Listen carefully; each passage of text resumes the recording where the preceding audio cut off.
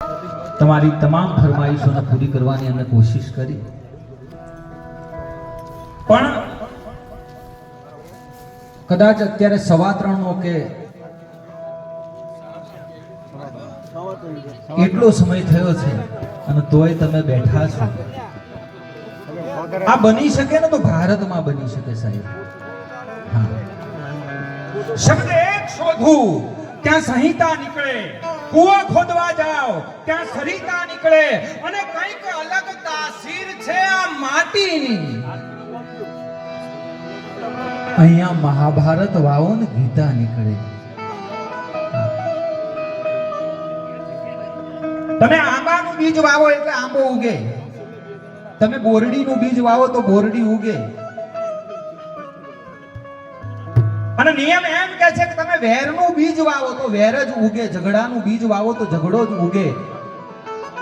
પણ આ દેશની તાસીર કંઈક જુદી છે. તમે મહાભારત વાવો, યુદ્ધનું રોપાણ થાય, યુદ્ધનું વાવેતર થાય, અને એની અંદરથી એ ગીતા જેવું જ્ઞાન નીકળે. અને આજકાલ ઘણા ટેગ આપે છે સાહેબ, ભારતના જુદા જુદા સ્થળોને લઈ અને ઘણા ટેગ આપે છે કે Ahmedabad city is world heritage site, Kalibangan is world heritage site, Dholavira is world heritage site, Rani ki Vav is world heritage site. પણ મારું એવું માનવું છે કે India is world heritage site. હા, આ જે આખો દેશ છે, આ આખો દેશ વિશ્વની ધરોહર છે, આ આખો દેશ વિશ્વની વસાહત છે.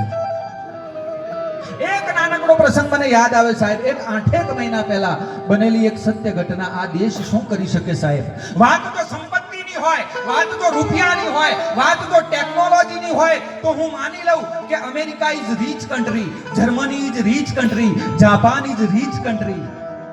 પણ વાત જો સંબંધોની હોય, વાત જો પ્રેમની હોય, વાત જો શબ્દની સંપત્તિની હોય, વાત જો સંસ્કૃતિની હોય, વાત જો ધર્મની હોય તો ઇન્ડિયા ઇઝ ઇન્ડિયા. એક નાનકડો પ્રસંગ 8 મહિના પહેલા, બરોબર એમ કહેવાય ચોમાસાની એ સીઝન ચાલે, સત્ય ઘટનાનો પ્રસંગ હર્ષદભાઈ. અને એ સમયે હું, મારી પત્ની અને મારી જોડે મારો એક, અત્યારે એની ઉંમર 2 વર્ષની છે, એ સમયે એની ઉંમર કદાચ લગભગ 1.25 વર્ષની, મારા દીકરાની ઉંમર. અને અમે 3 જણા બાઇક ઉપરથી એમ કહેવાય ખેરાલુ પાલનપુર હાઈવે ઉપર નીકળીએ સાહેબ. અને એમાં એકાદ જગ્યાએ વરસાદ વધારે આવે એટલે થોડી વાર આશરો લેવા માટે એ રોડ જે છે, એ રોડની બાજુમાં એક ઝૂંપડું છે, એક છાપરું છે, બીજું કંઈ છે નહીં. એટલે હું અને મારી મિસિસ, મારો દીકરો, અમે 3 જણા એ ઝૂંપડાની અંદર થોડી વાર માટે આશરો લેવા માટે ગયા. આ દેશ કેવો છે સાહેબ? થોડી વાર માટે અમે એ ઝૂંપડાની અંદર આશરો લેવા માટે ગયા. એટલે એ ઝૂંપડાની બાજુમાં મજૂરી કરવા વાળી, લાઠીનું કામ કરવા વાળી, એમ કહેવાય એક ગરીબ બાઈ અને એની સાથે એની 8 વર્ષની દીકરી તરત દોડતી ઝૂંપડે આવી ખાટલો ઢાળી અને મને કીધું કે થોડી વાર આરામ કરો. હું થોડી વાર માટે ત્યાં રોકાણો છું સાહેબ. મારો કોઈ એની સાથે પૂર્વનો પરિચય નથી, મને એનું નામ ખબર નથી, એને મારું નામ ખબર નથી. અને 10 મિનિટ 15 મિનિટ હું એ ઝૂંપડાની અંદર રોકાણો અને પછી મેં રજા લીધી કુલદીપભાઈ કે હવે વરસાદ રહી ગયો છે એટલે હું નીકળું.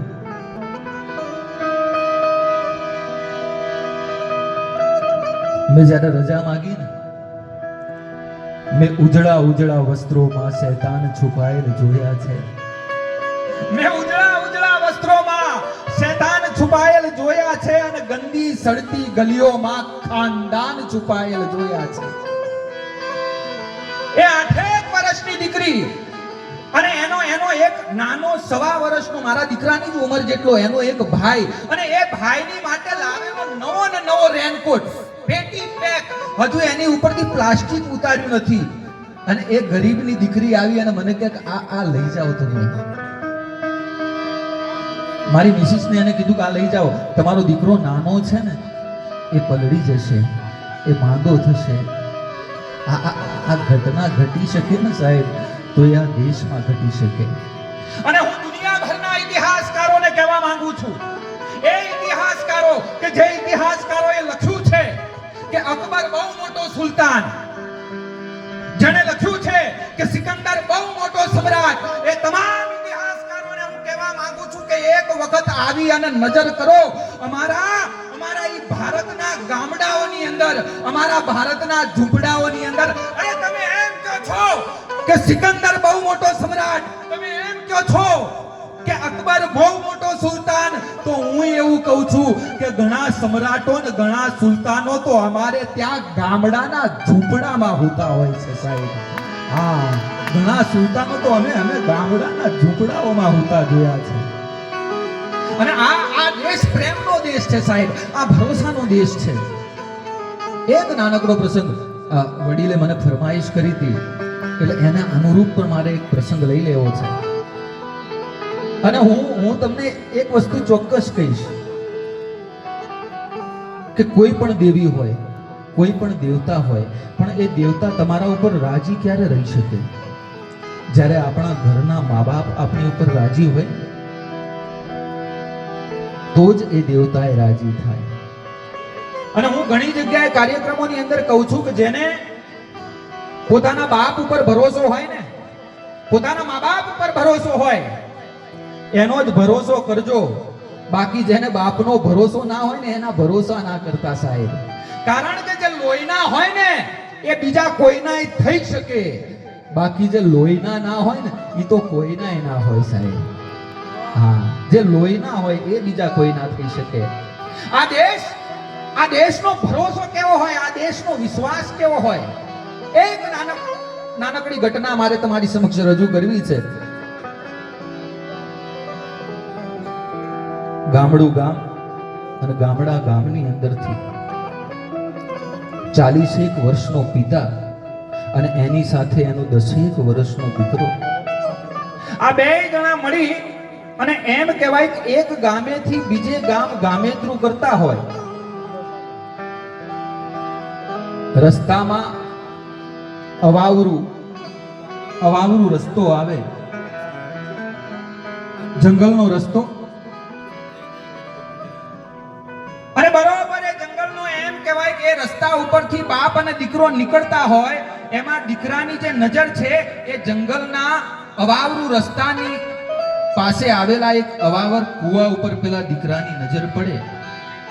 એટલે દીકરો પોતાના બાપ પાસે જીદ કરે કે પિતાજી મારે કૂવો જોવો છે. બાપ અને દીકરો આ બે જંગલની વચ્ચેથી પસાર થતા હોય અને એમાં દીકરો જે છે એ કૂવો જોવાની જીદ કરે. પેલો જે બાપ છે ને એની સાથે એક દાગીનાની થેલી છે, કિંમતી ઘરેણાની થેલી છે.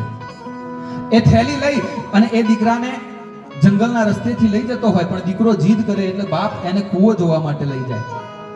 અને આ બાપ અને દીકરો બે જણા જ્યારે એમ કહેવાય કૂવો જોતા હોય, એવામાં એકાદ ઘટના એવી ઘટે કે બાપના હાથમાં જે પેલી કિંમતી દાગીનાની કે ઘરેણાની જે થેલી છે ને એ છટકી જાય.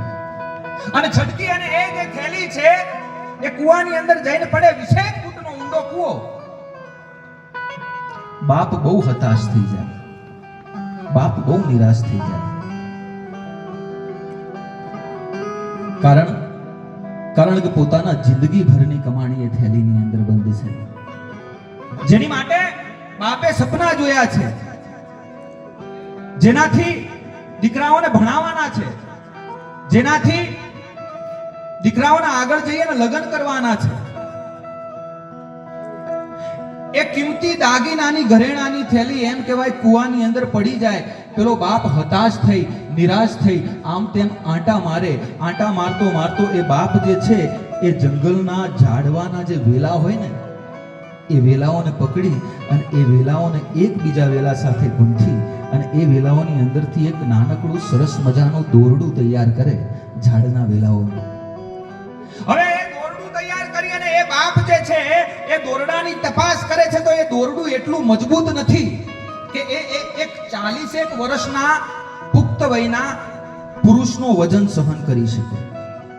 દોરડું એટલું મજબૂત નથી. એટલે એ બાપ જે છે એ પોતાના દીકરાને કહે છે કે બેટા આ દોરડું મારો વજન તો સહન નહીં કરી શકે, પણ મારી જગ્યાએ તું કૂવામાં ઉતરીશ.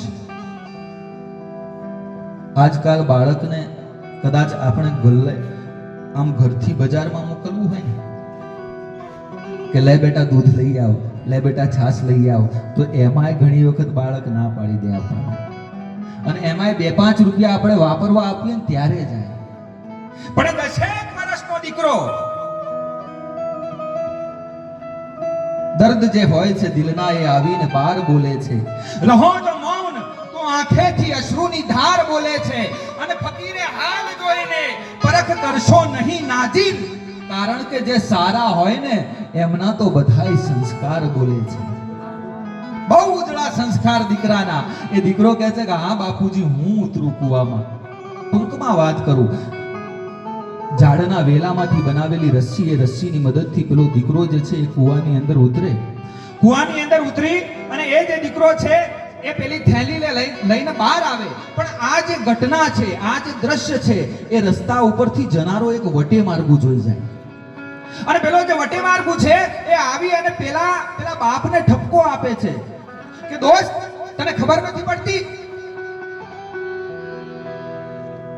તું આ થેલીની માટે તું તારા દીકરાને કૂવામાં ઉતારે છે, અને તને રૂપિયા વાલા છે કે તારો દીકરો વાલો છે, અને એવું તે શું છે આ થેલીની અંદર કે જેની માટે તું તારા દીકરાને કૂવામાં ઉતારે છે? બાપને આપતો આપતો પેલો જે વટે માર્ગુ છે એ દીકરાને કહે છે કે બેટા તારા બાપની તો બુદ્ધિ કદાચ બગડી છે, તારા બાપને તો કદાચ તારા કરતા રૂપિયા વધારે વાલા છે, પણ બેટા તું ઉતર્યો કેમ? તું તારા બાપનું માન્યો કેમ? તું કૂવાની અંદર ઉતર્યો કેમ? તને ડર ન લાગ્યો? કૂવામાં ઉતરતા તને બીક ન લાગી? પણ હરિયલ ઘરે નો હોય અને ફળિયામાં કુંજરડા ફરે. અરે હરિયલ ઘરે નો હોય અને ફળિયામાં કુંજરડા ફરે, પછી એને વયની વાટ્યું ન હોય, ઈ કિહર બચ્ચાને કાગડા. જેના લોહી ઉજળા હોય, જેના સંસ્કાર ઉજળા હોય ને એની માટે તો બાપની આજ્ઞા હોય, પછી યમરાજ આવે ને કોઈ ટકરાઈ જવું છે સાહેબ. હા, એ વટે માર્ગુ દીકરાને કહે છે કે બેટા તને બીક ન લાગી? અને ત્યારે 10 વર્ષનો આ દેશની માટીનો એ દીકરો પેલા વટે માર્ગુને જવાબ આપે છે કે કાકા બીક તો મને બહુ લાગી, અરે ડર તો મને ઘણોય લાગ્યો કાકા, પણ એક નજર જ્યારે મેં ઉપર કરી, એક નજર જ્યારે મેં મારા બાપ સામે કરી, અને ત્યારે મને થયું કે દોરડાના છેડા જો મારા બાપના હાથમાં હોય તો પછી જગતની તાકાત નથી કે મારું રૂવાટું ખાંડું કરી શકે. દોરડાના છેડા જો મારા બાપના હાથમાં હોય તો પછી કોની તાકાત છે કે મારું રૂવાટું ખાંડું કરી શકે? આજ આ મીઠા ધરવાના તમામ અહીંયા જે બેઠા છો, બસ એને એટલી જ પ્રાર્થના કરું છું કે તમારા જીવતરનો જે દોર છે તમારા મા બાપના હવાલે કરી દેજો, અને આ મા વારાહીના હવાલે કરી દેજો. कारण कि किसी को घर मिला हिस्से में या कोई दुका आई, किसी को घर मिला हिस्से में या कोई दुका आई, मैं घर में सबसे छोटा था मेरे हिस्से में माँ आई, मैं घर में सबसे छोटा था मेरे हिस्से में माँ आई. આ માય એવું પાત્ર છે સાહેબ. મોઢે બોલું માં ત્યાં તો મને હાચે જ નાનપણ સાંભળે, પછી મોટપ કેરી મજા જોન કડવી લાગે કાગડા. મોટા કરીને માં તે તારા ખોળેથી કહતા કર્યા, પણ ખરી ખોળો ખૂંદવા કરને બાળક કાગડા.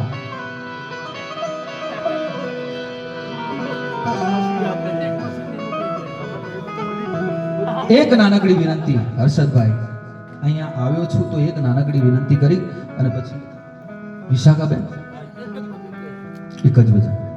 હા, એક નાનકડી વિનંતી તમને બધાને અહીંયાથી હું એટલી કરી લઉં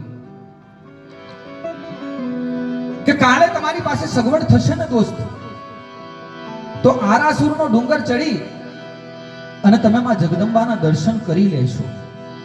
કાલે તમારી પાસે સગવડ થાય તો ચોટીલાનો ડુંગર ચડી અને માં ચામુંડના દર્શન પણ તમે કરી શકો છો. 1800 પગથિયા ચડી અને પાવાગઢ વાડીમાં કાળકાના દર્શન પણ તમે કરી લેશો. એના ડુંગરે જઈ અને તમારી જે કોઈ પણ મનોકામના હશે એ માગણી તમે કરી લેશો. પણ એક વસ્તુ જીવનની અંદર યાદ રાખજો કે ઘરમાં બેઠેલી એ જે તમારી ઘરના ઉંબરાવાળી માં છે ને સાહેબ, એ ઉંબરાવાળી માં જો તમારી ઉપર રાજી નહીં હોય તો પછી જગતના કોઈ ડુંગરાવાળી માં રાજી નહીં થાય અને નહીં થાય. કારણ કે ઘરમાં જ કાશી, ઘરમાં જ મથુરા ને ઘરમાં જ ગોકુળિયું ગામ, મારે નથી જાવું તીર્થધામ.